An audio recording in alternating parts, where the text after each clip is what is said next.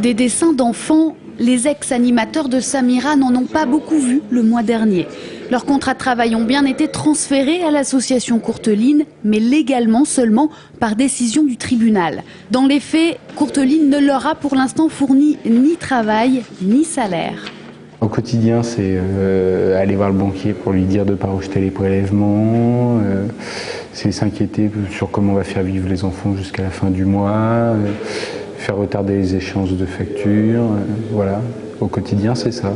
L'association Courteline, qui a refusé de s'exprimer, s'appuie sur la décision du TGI du 23 octobre, une décision ambiguë qui ordonne le transfert des contrats de travail à Courteline, mais sursoit à statuer sur les salariés concernés.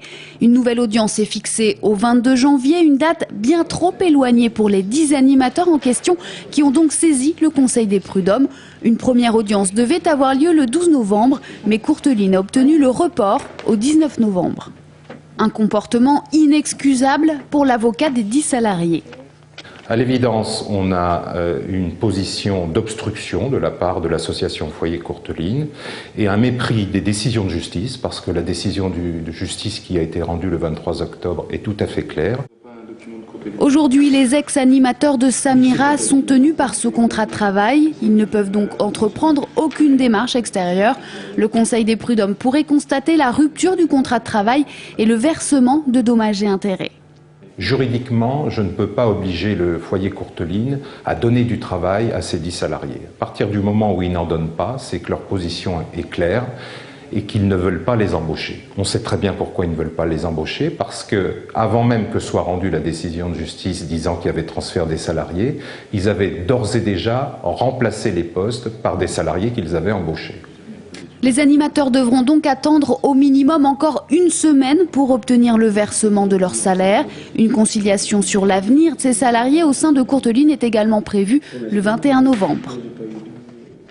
Lutter efficacement contre les discriminations et les comportements racistes au sein des établissements scolaires, c'est l'objectif d'une charte qui vient d'être signée à la préfecture entre le préfet d'Indre-et-Loire et l'inspecteur d'académie.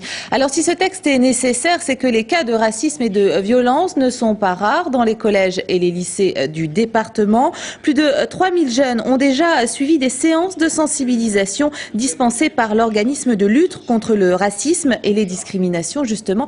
Écoutons quelques réactions au micro de Jean-Maurice Prin. C'est un travail de longue haleine parce que c'est pas en 1h30, 2 heures qu'on va faire changer les élèves. L'objectif est de les faire déjà réfléchir, prendre conscience de leur comportement et de les amener, c'est souvent ce que je propose en fin de séance, à prendre par exemple un petit engagement. Qu'est-ce qu'ils se décident à faire dans leur vie de tous les jours?